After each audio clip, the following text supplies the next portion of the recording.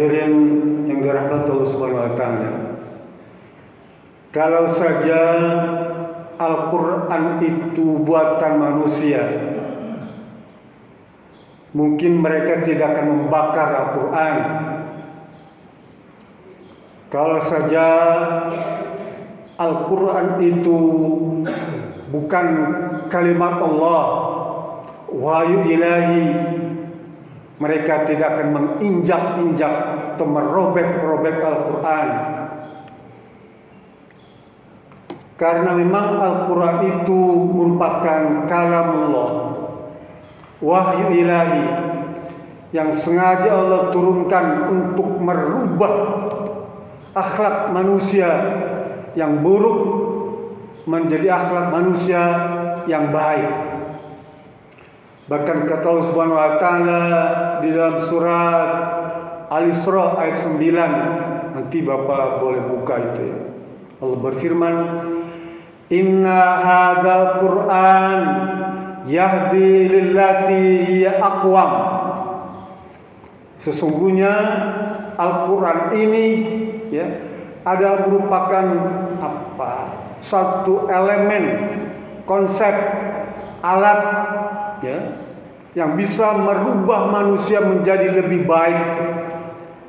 Menjadi lebih baik. Aqwam itu menjadi lebih adil, menjadi lebih baik, menjadi lebih sejahtera, menjadi lebih bahagia, menjadi lebih sehat. Pendek kata, sesuatu yang lebih tinggi derajatnya, maka itu aqwam. Dan Al-Quran inilah sengaja Allah turunkan untuk umat manusia agar semuanya menjadi lebih baik, lebih adil, lebih aman, lebih sejahtera, lebih makmur, lebih sehat ya, itu semua. Karena itulah mereka-mereka yang membenci Islam itu, mereka berupaya untuk merusak Al-Quran, merobek Al-Quran, bahkan membakarnya. Lalu bagaimana dalam pandangan Islam hukum membakar Al-Quran itu? Membakar Al-Quran hukumnya boleh ya? Dia boleh selama ada maslahat ya, boleh. Contoh misalnya begini, kalau kita punya Al-Quran sudah rusak, sudah lapuk, sudah usang ya, sudah sobek-sobek, bahkan terpotong-potong dan tidak mungkin bisa dibaca lagi tuh ya, atau tercecer tuh, tercecer, terbengkak berupa potongan-potongan itu, maka Islam memberikan bimbingan Islam. Kata Utsman bin Affan dalam hadis yang diriwayatkan oleh Zaid bin Sabit, hadis ini sahih. Kata beliau, wa amara bima min siwahi minal Qur'an fi kulli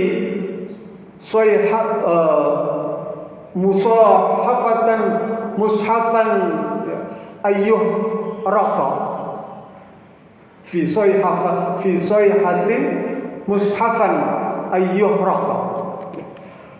Utsman bin Affan dulu waktu itu memang ada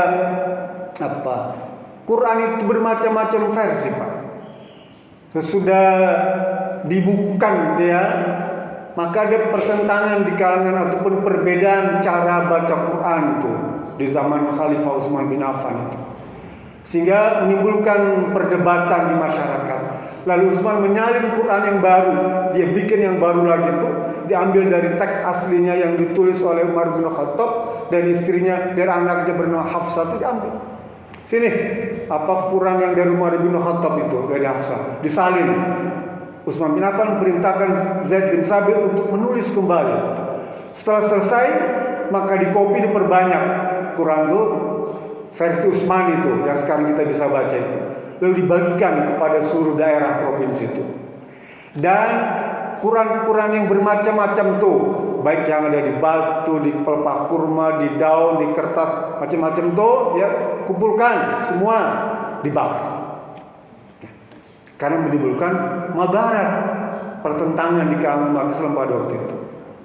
Jadi Rasul Umar bin Khattab bilang, perintahkan selain Quran yang ini nih, yang mushaf yang kita baca tuh, Maka selebihnya dan potongan-potongannya kumpulkan, bakar.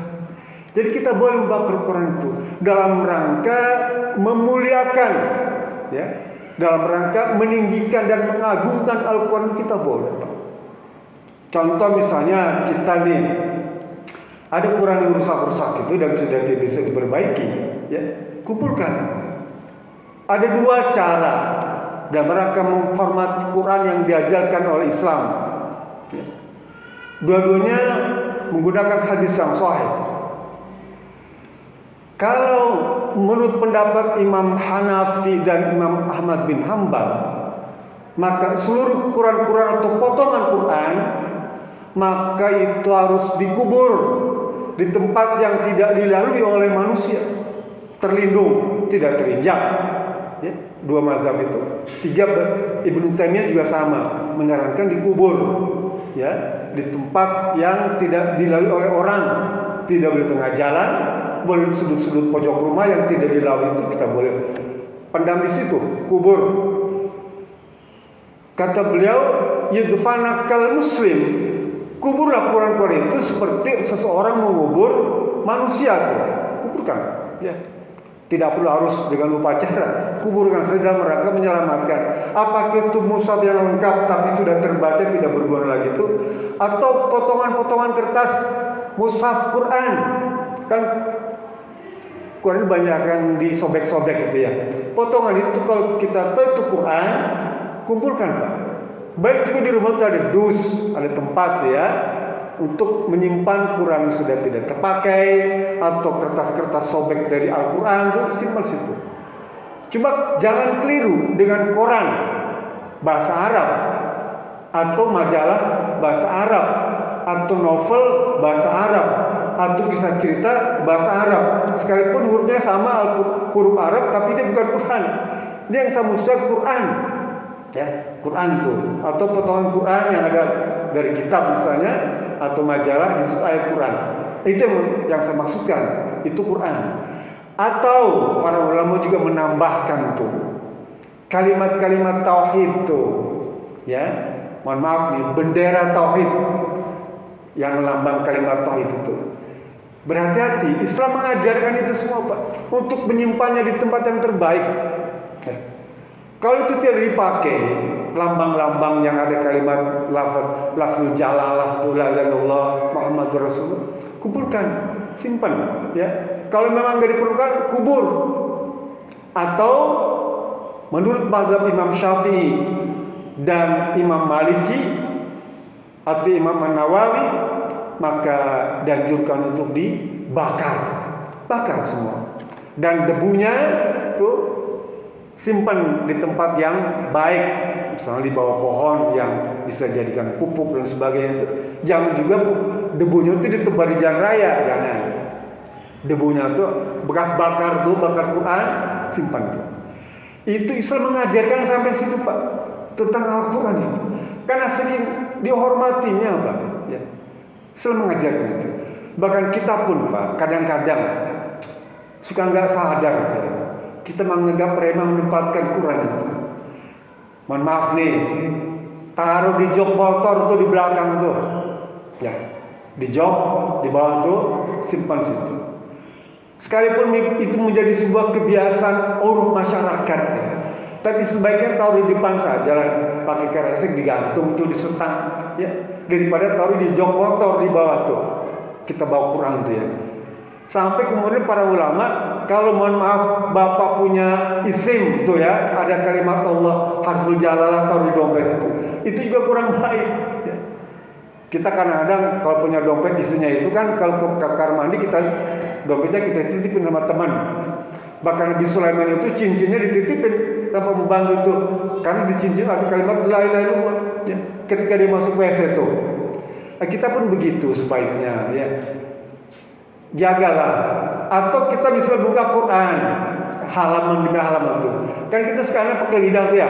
Nah, pakai lidah air liur buka Quran tuh kan, ya. Karena susah mungkin kita pakai air ludah kan. Nah, sebaiknya jangan. Sekalipun itu memang tidak haram. Tapi di sana ada apa ya?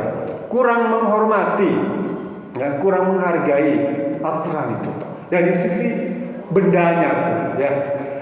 Lah bagi Allah Subhanahu Wa Taala nggak ada ruginya, ya. Orang bakar Quran, orang menghina Quran, enggak, bagi Allah tidak ada. Bahkan Allah berjanji dalam surat Al-Hijr ayat 9. Tiba Bapak buka lagi. Inna nahnu nazzalna dzikra wa inna lahu lahafidun. Ya. Sesungguhnya kami telah menurunkan kepada kalian Al-Quran ini dan kami yang bertanggung jawab untuk menjaganya.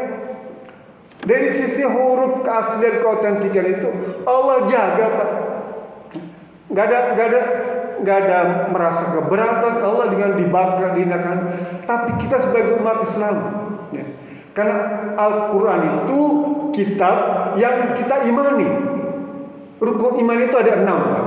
Salah satu adalah beriman kepada Al-Quran, ya. Allah Rasul Quran itu rukun iman, ya. Sehingga tugas kita bagaimana mengimani Al-Quran, membacanya, mempelajarinya, mempraktekannya, dan mengajarkannya serta mendakwakannya dan menghormatinya, mendudukannya tuh, ya. Karena itu Quran itu dijadikan sebagai rukun iman. Bapak dan Ibu Subhanahu Wa Taala, ancaman, ya, orang yang menghinakan Al-Quran. Nanti Bapak di surat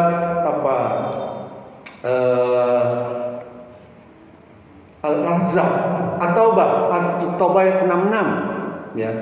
Bagi orang yang menghinakan Al-Quran, Allah berfirman, "Abillahi wa ayatihi wa rasulihi kuntum tastazi'un." Ya.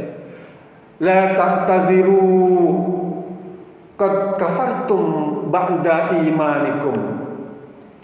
Apakah kalian ingin mengejek Allah atau menghina Allah, merendahkan Allah, membenci Allah, atau menghina Al-Quran, merendahkan Al-Quran, mengejek Al-Quran, atau menghinakan Rasul?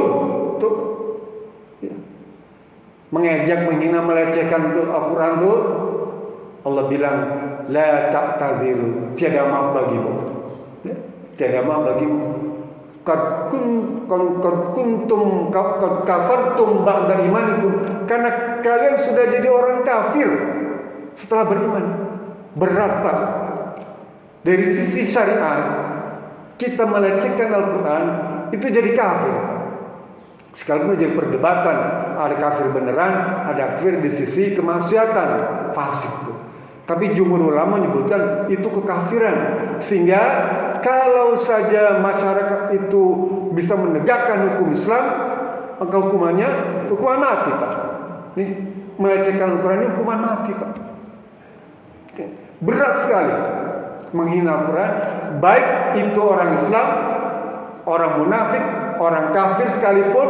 Kalau mengejek, menghina, merendahkan Al-Quran, membenci Al-Quran, apalagi membakarnya, menginjak-injaknya, merobek-robeknya, kalau itu hukum Islam bisa ditegakkan, maka dia diancam hukuman mati. Tapi karena sekarang ini yang membakar ini orang Swedia dan orang Belanda, ada 2 hari, ya, dalam seminggu ini 2 peristiwa besar.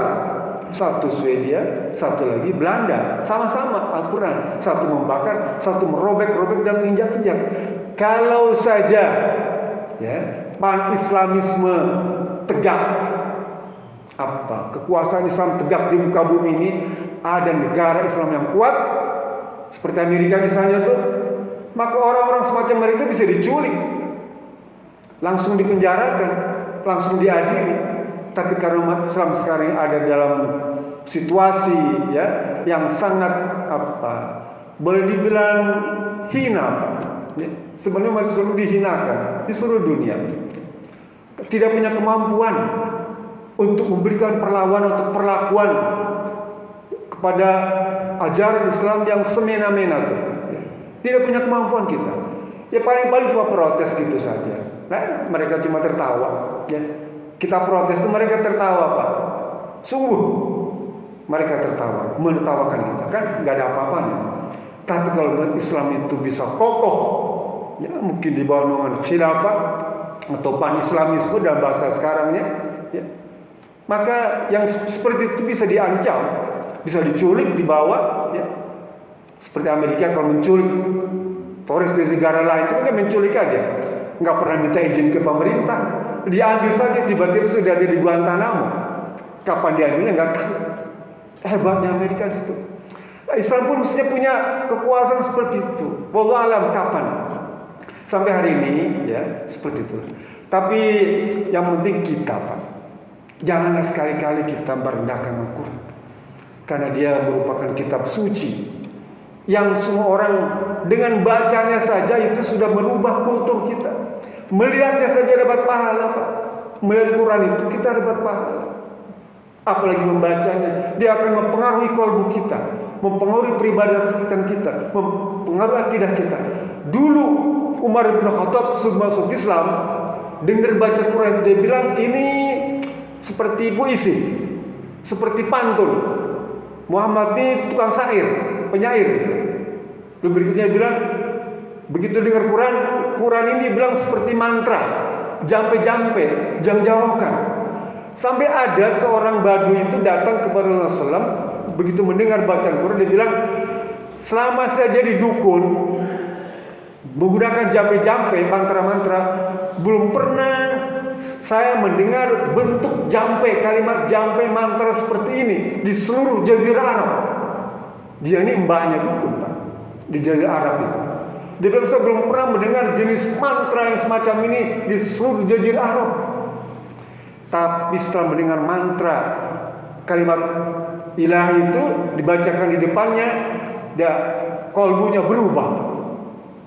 Yang tadinya mempraktekkan praktek-praktek klinik itu, dia langsung menyatakan Islam karena takjub dengan ayat Quran. Berapa banyak orang-orang hebat, orang-orang kafir yang masuk Islam karena dia mendengarkan Al-Quran, mendengarkan bacaan Quran. Cat Stephen, Michael Jackson, banyak tuh. Siapa lagi? Mike Tyson, banyak sekali, Pak. Tokoh-tokoh dunia yang kalau dengar Quran, dia mesti masuk Islam. Lah mereka tuh benci itu, Pak. Quran itu mereka benci karena dia bisa merubah dunia. Ya. Oleh karena itu, kita selagi kita masih bisa baca Quran, bacalah. Karena dia akan merubah diri kita, merubah akhlak kita, merubah kesehatan kita, merubah perilaku kita, dan merubah nasib kita tuh. Ya. Mudah-mudahan ini semua menjadi tambahan ilmu bagi kita, sehingga kita bisa diberikan kemudahan untuk memahaminya dan mempraktekannya. Billahi Assalamualaikum warahmatullahi wabarakatuh.